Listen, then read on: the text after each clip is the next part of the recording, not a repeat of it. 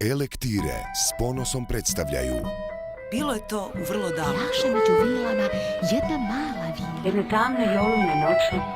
Tako bili mlinar Jednom i davno mlinarica. bilo dijete po Živio imenu on sam na Jagor. pustom morskom kraju.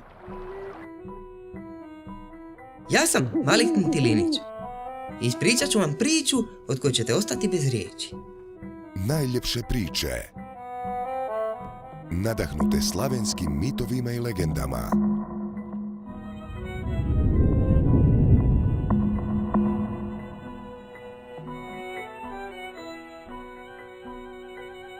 Što se skriva u silnom i pustom i smrznutom gradu Legenu? Zašto je potjeh tražio istinu? I kako je maleni jaglenac preživio u strašnoj Kitež planini?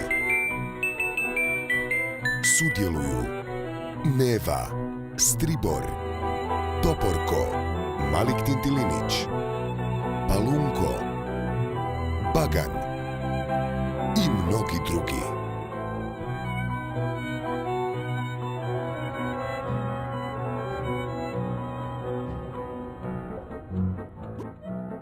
Čarolija, akcija, svađa, mržnja, pravda, vjera, ljubav i oprost.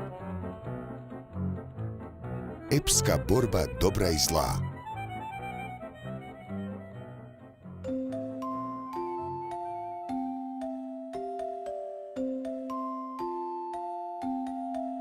Od autorice čudnovatih zgoda Šegrta Hlapića, najveće hrvatske spisateljice, čija su djela prevedena na 10 jezika.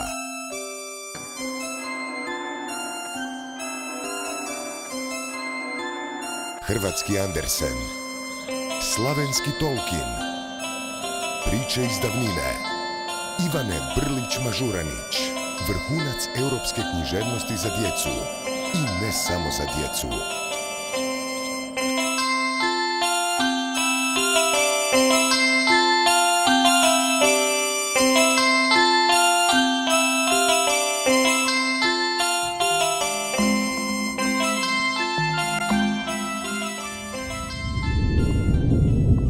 Imam jedan gnjusan poslić za vas. Što?